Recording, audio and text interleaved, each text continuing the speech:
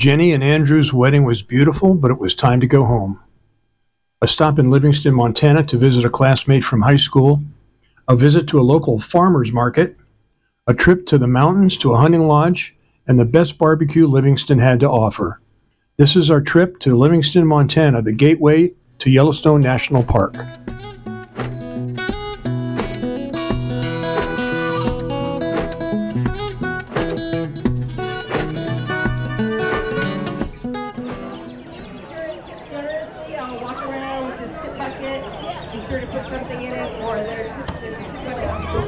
Iced coffee?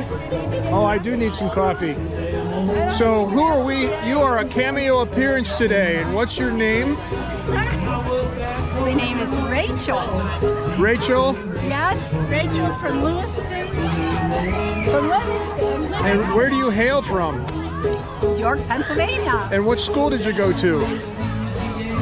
Went to York Suburban. And what year did you graduate? The same year you did. 1972. AKA Rachel Watson. Yes, good memory. I do. It was a long time ago. Well, I remember your dad. He liked his paper just so. I was surprised he ever said anything to you. I was their paper boy. Anyway, so. My dad got mad at him. His papers just So Rachel's kind enough to give us an afternoon and a morning or whatever it takes to show us around. This is the farmer's market, which is really nice. Yeah. So. But you need to get some. Yeah, coffee. I'm gonna get some coffee. So. Take a sample and say goodbye, Rachel. Bye, Rachel. Bye, Rachel. Rockies, Savonier, Stillwater Mine, Canyon Noble, and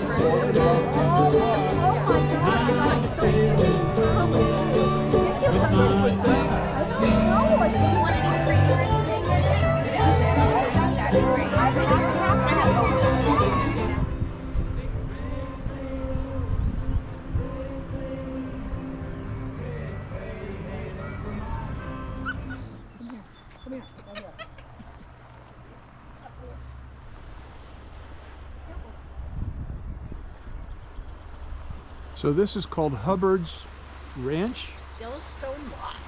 Hubberts Yellowstone Lodge. Yeah, 10,000 acres. 10,000 acres. And we passed the guy that started it on our way in. In 1976, he bought 10,000 acres. Hard to believe. He probably didn't pay. I wonder what it's worth now. I can. But this is both a hunting and a fishing lodge. Yes. And this is a 44-acre mountain lake way up high. I mean, it's way up there. And it's just absolutely beautiful. Water's so clear you can see down the different vegetation. So the if boats stay up here. All right, so if they come here and lodge and they want to go fishing. I'm sorry.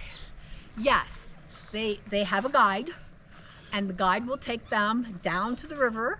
Yellowstone. When the river's fishable. Right. And they will drop in at all these assorted different spots.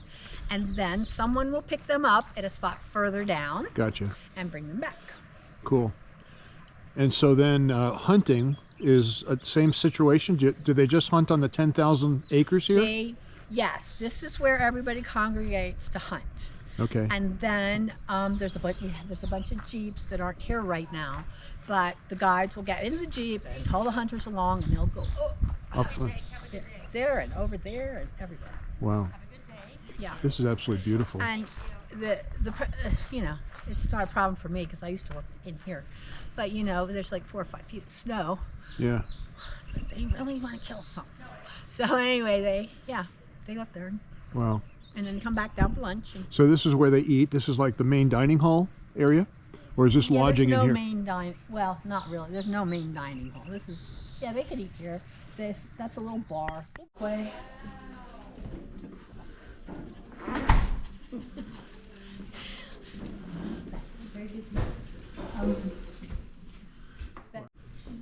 So you say they have a boxed lunch and they go fishing all day long, come back, and they eat in this.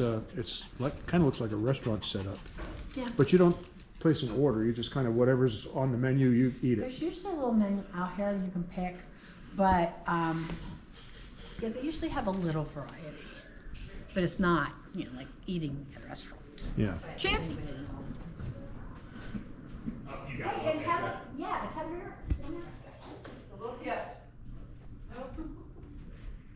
Your name. I'm Sarah Hubbard. I am one of 4 Hubbard children. My dad read Louis L'Amour books. He was from Illinois.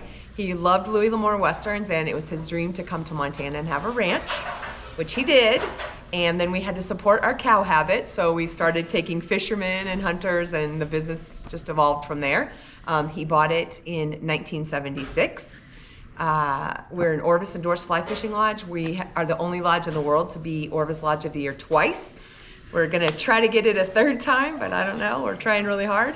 And yes, it's about a 6,000 acre working cattle ranch, fly fishing lodge, outfitting business, which my brother runs, my sister runs the fly fishing, and I'm stuck being the chef. There you go. And you're the everything. Wow. Yes. It was absolutely beautiful. Thank you. Yeah, there's And 3 generations of our family working here every day to make So everyone's vacation good. I'm a salesman. My sales manager is an avid fisherman. Okay, So I'm gonna promote it with him. okay, And he's gonna see this video. okay. And so what's the contact information?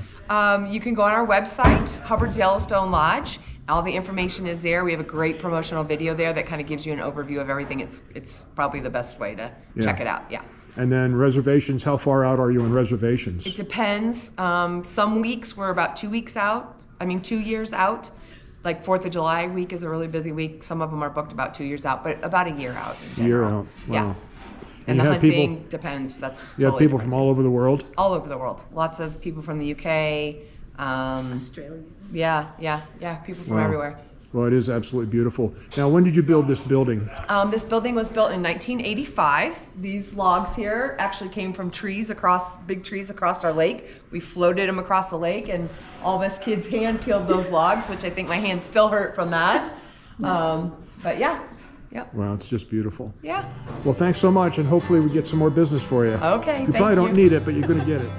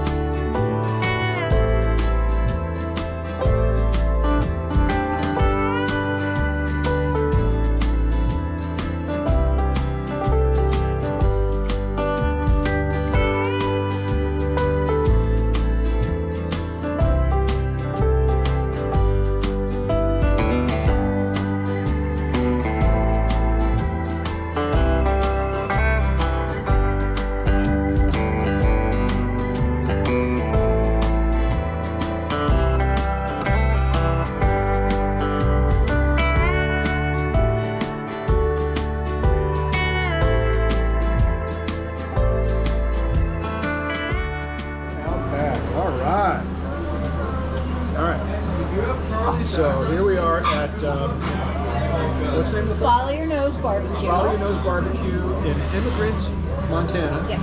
Which is out in the middle of nowhere, up in the mountains, Next to Yellowstone next to Park. Yellowstone, actually kind of halfway between Livingston and the Yellowstone Park. And you got what, Kathy?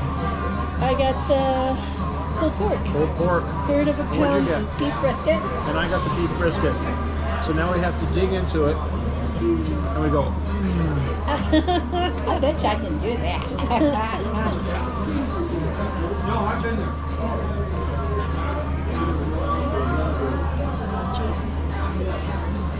Brisket looks like it's cooked perfectly.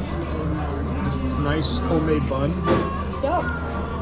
They make them next door at the bakery. Wow, that's good. We'll have to go in the bakery next. And it's crispy. The bun is crispy. Everything's crispy. This is very good. Toasted. How did you pull pork? Doesn't know yet. Well, actually, I do. I've eaten it this way mostly. Barbecue sauce, perfect.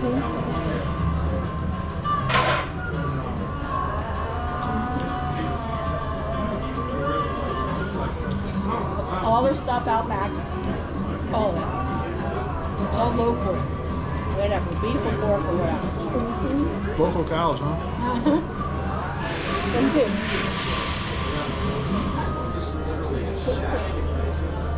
They serve fries too. They might have, I don't know. They had collard greens, Burn end beans. yeah, the coleslaw, and something else, but I don't remember what the other Mine is thing. French fries.